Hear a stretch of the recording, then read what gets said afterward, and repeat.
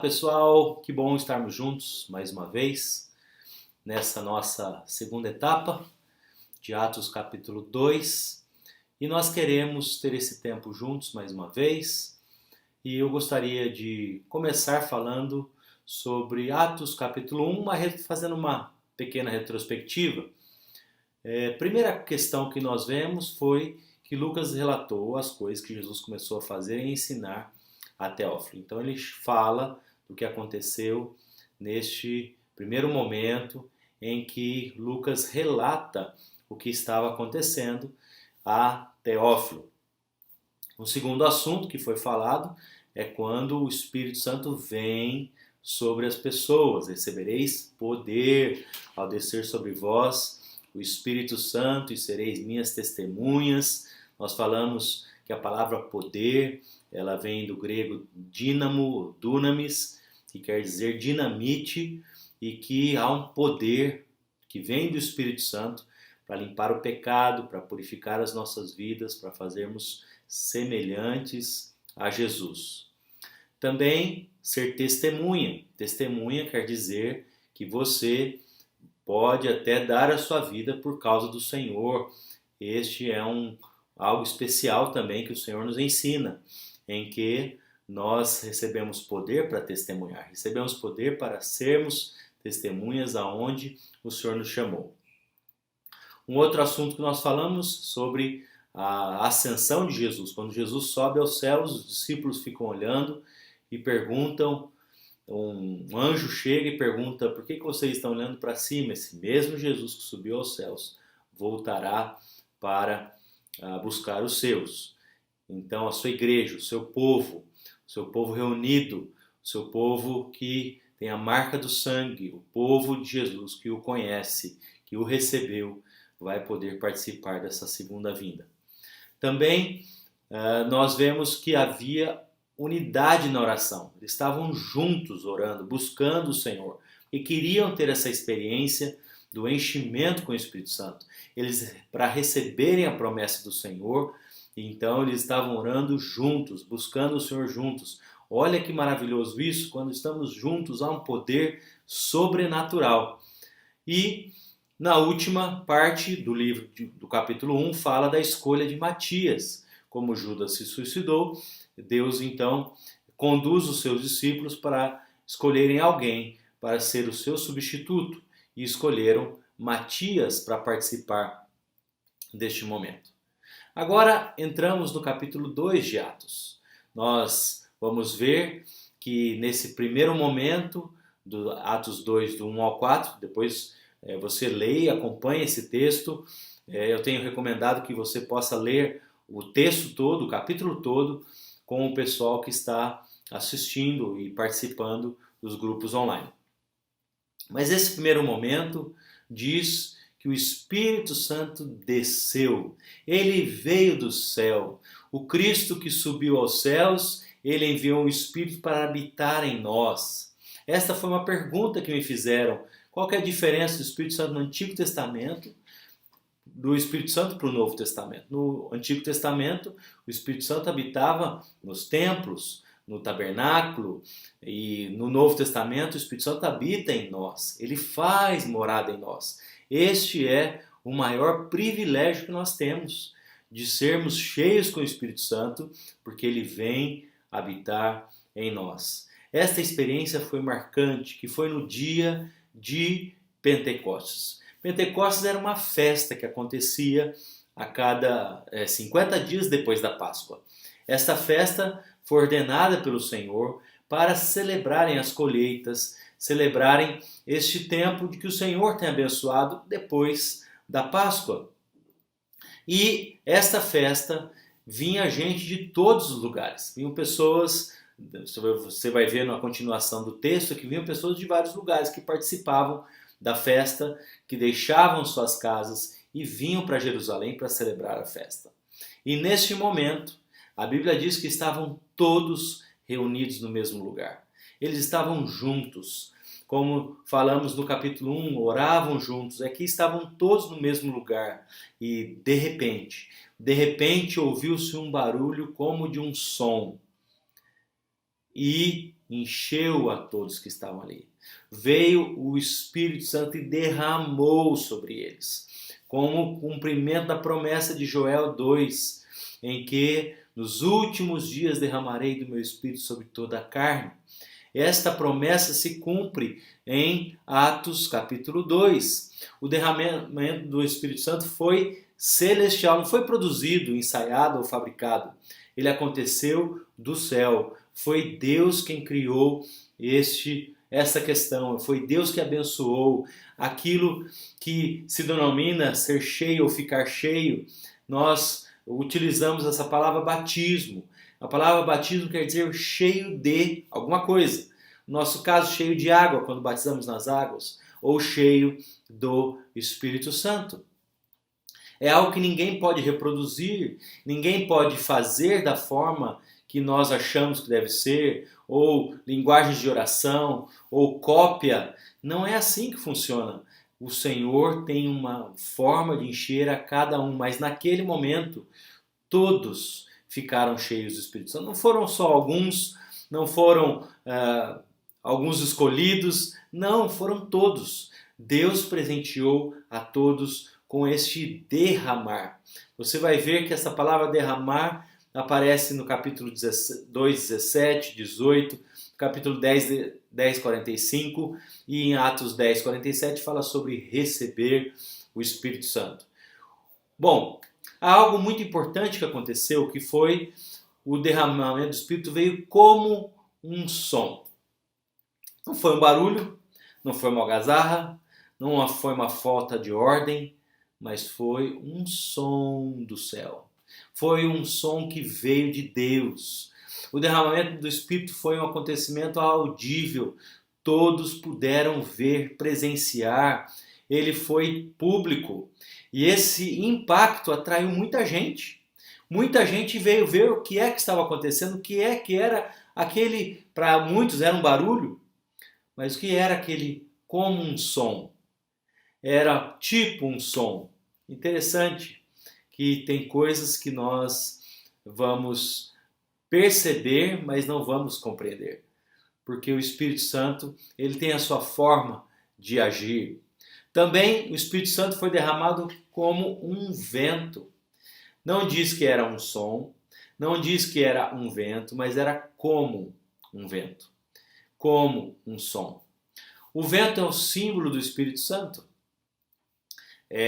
Tem até na palavra hebraica, ruach, quando o Espírito soprou vida sobre o homem. É a mesma palavra para vento, para respiração. E ele então, este símbolo do vento do Espírito Santo veio para mostrar a sua soberania, também trazer a paz. Ele é livre, ele sopra para onde quer e da forma que o Senhor quer fazer. Este vento do Espírito, ele veio e encheu a todos. Também o derramamento do Espírito vem em línguas como de fogo. Não eram línguas de fogo, era como de fogo. Você vai ver que o fogo na Bíblia é um símbolo também do Espírito Santo.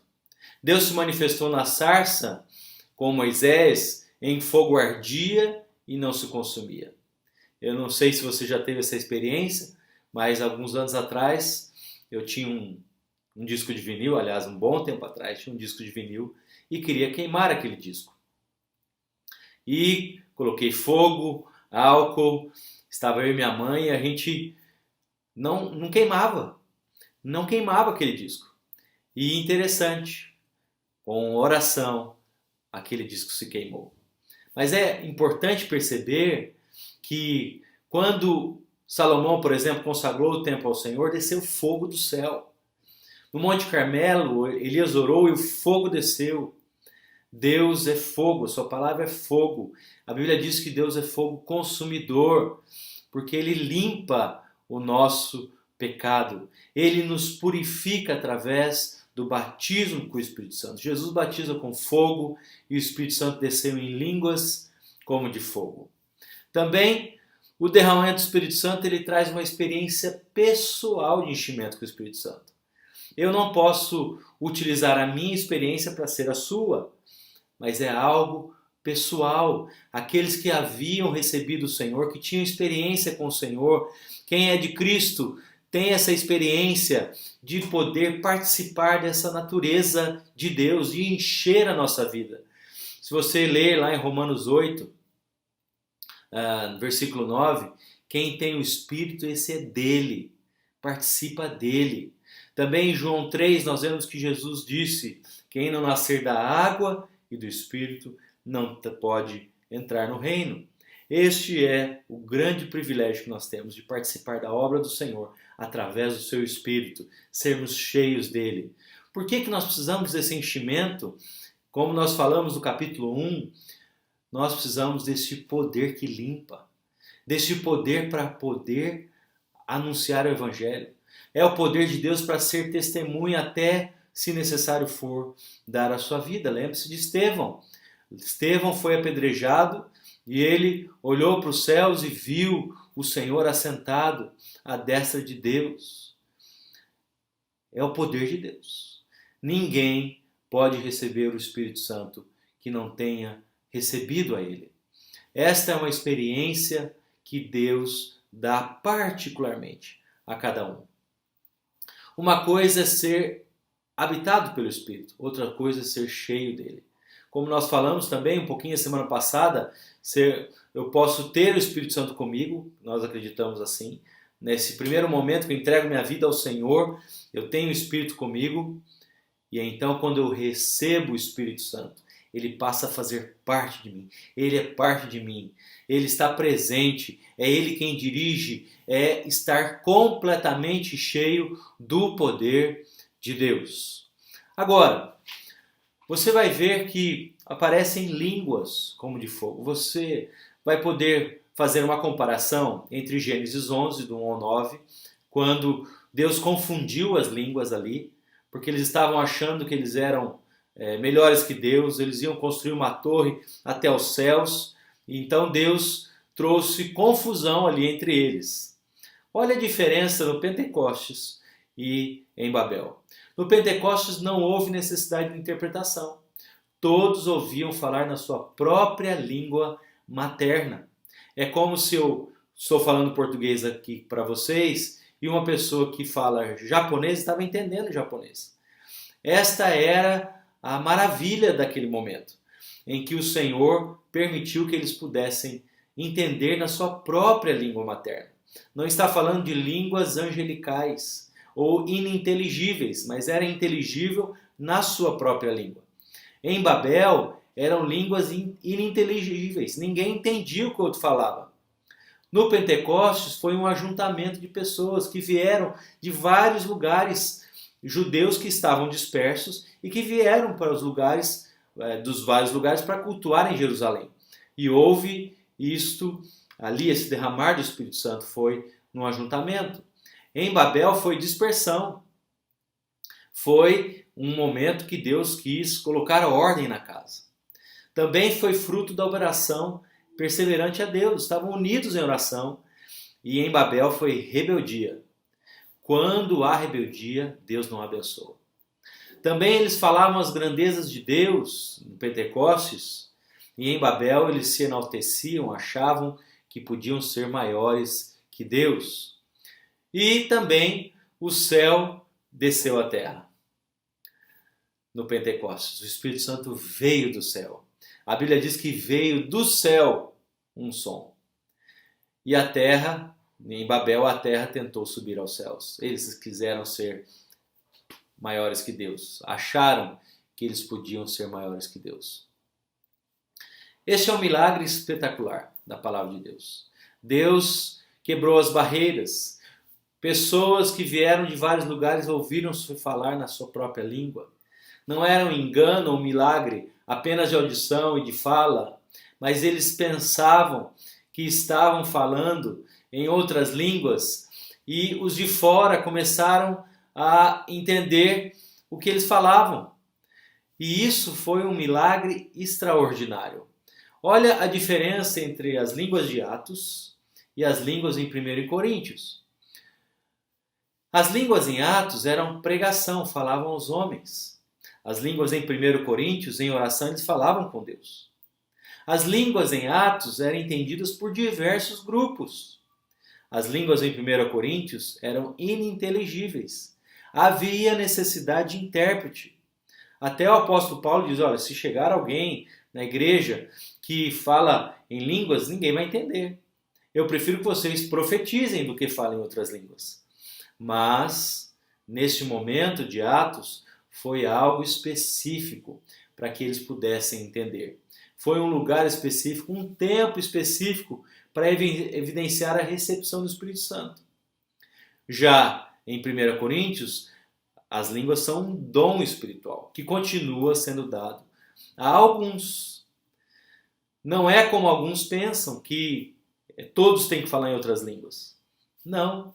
Acreditamos que é um dom que Deus dá para quem Ele quer. Tanto é que nós conhecemos pessoas, talvez você conheça, que não falam em outras línguas. Mas conheço pessoas que falam em línguas. E isso mostra que Deus dá para quem Ele quer. Do jeito que Ele quer, da forma que Ele quer. Não é do nosso jeito. E eu vou mandar para vocês também um estudo sobre dons espirituais. Depois vai chegar para vocês. Mas esse momento foi muito especial. Em Atos eram dialetos, línguas faladas e não entendidas. Quem fala em Coríntios profere mistérios e ninguém entende. Em Atos não precisaram de intérpretes, olha que maravilhoso.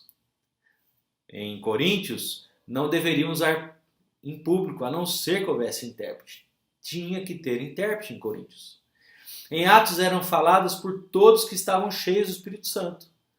Em Coríntios é um dom espiritual concedido não a todos, como nós falamos. Em Atos são profecias, a proclamação das virtudes de Deus aos homens, a anunciação da palavra. Isso quer dizer profetizar, é proclamar a palavra, anunciar a palavra. Eles faziam isso. Já em 1 Coríntios são orações, palavras dos homens a Deus, em que fala-se a Deus de uma forma que não se entende. Em Atos eram evidências de que aqueles homens estavam cheios do Espírito Santo.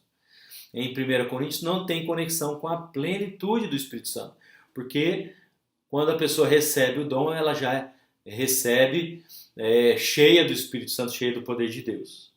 Em Atos, aquelas línguas cessaram. Em 1 Coríntios, essas línguas continuam a acontecer, continuam a existir. Agora, indo um pouquinho para frente no texto, você vai ver a perplexidade da multidão. Eles estavam perplexos. E alguns disseram, eles estão bêbados. Às 9 da manhã, como alguém pode estar bêbado? Disse Pedro, que se levantou. E então ele tem um discurso dizendo de que nos últimos dias o Espírito Santo seria derramado sobre toda a carne e que vocês mataram Jesus e Deus o ressuscitou dos mortos. E naquela pregação, mais de 3.000 pessoas foram batizadas, ouviram o Evangelho e falaram, não, nós queremos se batizar, queremos tomar uma posição com Deus, porque o batismo é um sinal público de fé. Eu preciso tomar essa decisão. E eles então foram batizados e o apóstolo Pedro disse, olha, então arrependam-se cada um e seja batizado em nome de Jesus Cristo para a remissão de pecados e recebereis o dom do Espírito Santo. Arrependimento traz perdão, traz salvação, traz o dom do Espírito Santo, traz o poder de Deus quando há arrependimento.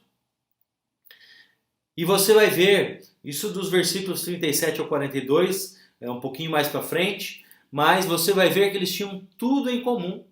Não havia necessidade da igreja, porque eles compartilhavam tudo, vendiam suas propriedades, traziam aos pés dos apóstolos, e eles tinham tudo junto, tudo em comum. Ninguém passava necessidade na igreja. Também há outro detalhe muito importante. Eles estavam diariamente no templo.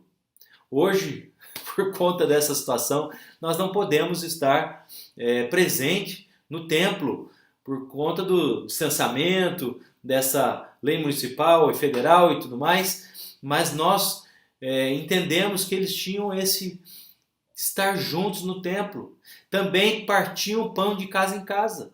Eles, além de irem para o templo, eles partiam o pão de casa em casa, tomavam as suas refeições com alegria e singeleza de coração, louvando a Deus e contavam com a simpatia do povo. O povo começou a ver que os crentes eram diferentes. Havia algo especial. O Senhor começou a abençoar a vida deles. E então, muitos iam sendo salvos pelo testemunho daqueles. E a salvação, se você não conhece muito bem esse termo, a palavra salvação quer dizer livramento de algo muito ruim.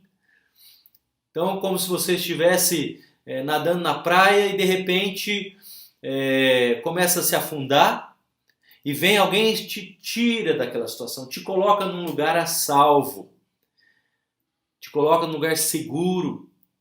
Você está salvo agora. Este é o significado da palavra. Estou livre daquela morte, daquela situação que estava me conduzindo à morte.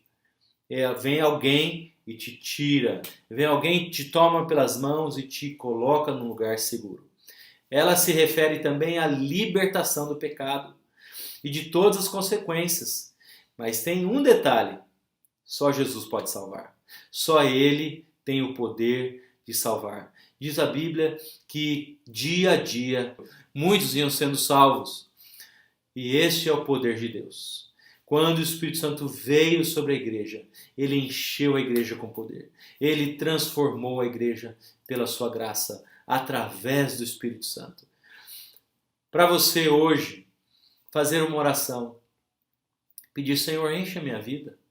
Enche a minha vida. Eu quero ser diferente. Eu quero ser cheio com o poder de Deus. Eu não posso mais viver a mesma vida que eu vivia. Eu preciso de ser cheio com o Espírito Santo. Que o Senhor te ajude nesse dia. Que o Senhor te abençoe nesse dia. Que o Senhor traga paz ao seu coração nessa circunstância que estamos vivendo. E que o Espírito Santo possa conduzir a sua vida. Eu vou enviar para vocês 3 estudos sobre os dons espirituais. Tem até um teste que você pode fazer neste arquivo que eu vou mandar. Tem um teste que você faz e já te dá os dons mais fortes na sua vida. Também vou mandar um que fala sobre as festas. Na Bíblia tem vários artigos interessantes sobre isso e também sobre salvação. Que Deus te abençoe. Aproveite para memorizar Atos 2:42, que estavam juntos, partiam pão e dia a dia o Senhor acrescentava. Memorize esse versículo, tenham tempos juntos, mesmo que seja online, e que o Senhor vai abençoar a vida de vocês. Quero orar, pedir ao Senhor que abençoe esse grupo que vai acontecer essa semana. Senhor, nós te agradecemos por esse tempo, pedimos a tua bênção, pedimos, Senhor, encha os teus filhos com o teu Espírito e que o Senhor mesmo se revele, que o Senhor mesmo se manifeste na vida de todos aqueles que estão me ouvindo e que vão participar dos grupos online. Aceita a nossa oração, a nossa gratidão, em nome de Jesus. Amém e amém. Deus te abençoe, boa semana, fica na paz.